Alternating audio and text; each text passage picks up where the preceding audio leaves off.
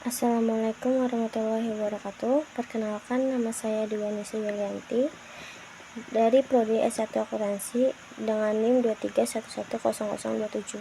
Dan di sini saya akan mempresentasikan tentang sistem perekonomian Indonesia. Sistem ekonomi yang dianut Indonesia adalah demokrasi ekonomi yang berdasarkan Pancasila dan Pasal 33 UUD 1945. Sistem demokrasi ekonomi yaitu sistem yang berasal dari rakyat, dikerjakan oleh rakyat, dan ditujukan untuk kepentingan rakyat. UUD tahun 1945 Pasal 33 1. Perekonomian disusun sebagai usaha bersama berdasarkan atas asas kekeluargaan. 2. Cabang-cabang produksi yang penting bagi negara dan yang menguasai hajat hidup orang banyak dikuasai oleh negara. 3. Bumi, air, dan kekayaan alam yang terkandung di dalamnya dikuasai oleh negara dan dipergunakan untuk sebesar-besarnya kemakmuran rakyatnya. Ciri-ciri positif demokrasi ekonomi. 1. Perekonomian disusun sebagai usaha bersama beras kekeluargaan. 2. Cabang-cabang produksi yang penting bagi negara dan yang menguasai hajat hidup orang banyak dikuasai oleh negara. 3. Bumi, air, dan kekayaan alam yang terkandung di dalamnya dikuasai oleh negara dan dipergunakan untuk sebesar-besarnya kemakmuran rakyat. 4. Fakir miskin dan anak-anak terlantar dipelihara oleh negara. 5. Setiap warga negara diberi kebebasan untuk memilih dalam menentukan pekerjaan dan penghidupan yang layak. 6. Hak milik perorangan diakui tetapi dalam batas pemanfaatannya tidak bertentangan dengan kepentingan umum. 7. Penggunaan sumber-sumber keuangan dan kekayaan negara atas permufakatan lembaga-lembaga perwakilan rakyat, sedangkan penguasaan dan kebijakannya ada pada lembaga-lembaga perwakilan rakyat. 8. Potensi inisiatif serta daya kreasi setiap warga negara dikembangkan sepenuhnya dalam batas-batas yang tidak dirugikan kepentingan umum. Untuk menunjang pertumbuhan dan pembangunan ekonomi, perlu dilakukan pemanfaatan sumber daya manusia dan sumber daya alam. Pembangunan nasional merupakan rangkaian upaya pembangunan berkesinambungan dalam upaya melakukan perubahan dan perbaikan di segala bidang.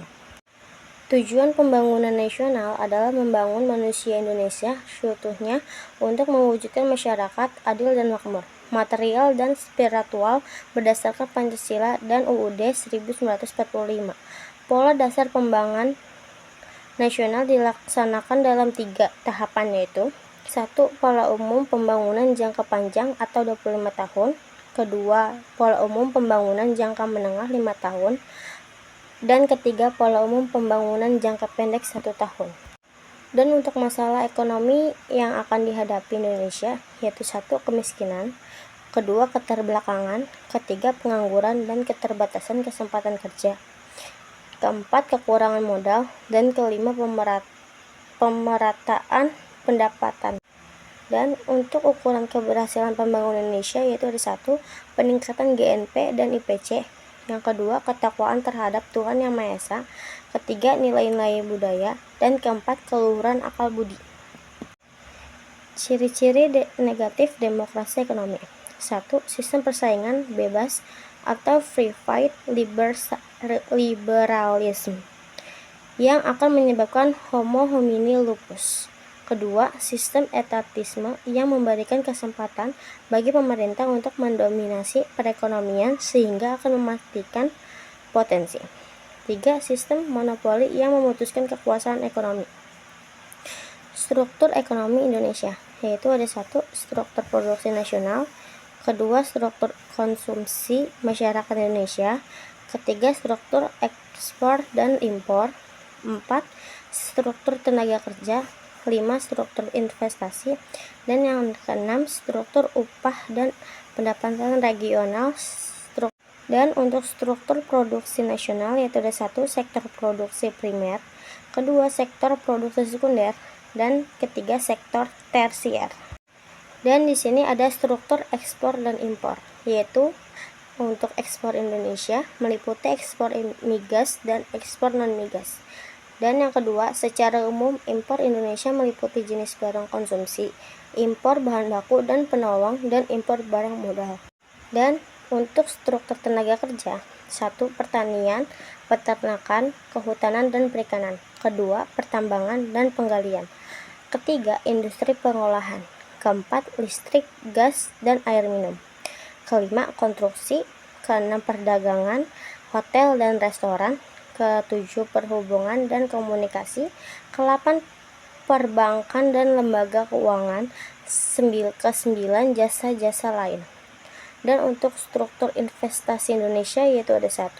Pembentukan modal tetap, kedua domestik bruto, dan ketiga perubahan stok. Sistem ekonomi apa yang dianut oleh Indonesia? Awalnya Indonesia menganut sistem ekonomi liberal, yang mana seluruh kegiatan ekonomi diserahkan kepada masyarakat.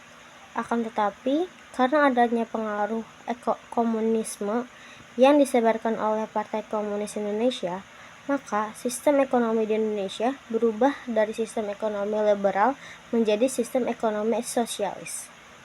Pada masa Orde Baru, sistem ekonomi yang dianut oleh bangsa Indonesia diubah kembali menjadi sistem demokrasi ekonomi. Namun, sistem ekonomi ini hanya bertahan hingga masa reformasi. Setelah masa reformasi, pemerintah melaksanakan sistem ekonomi demokrasi.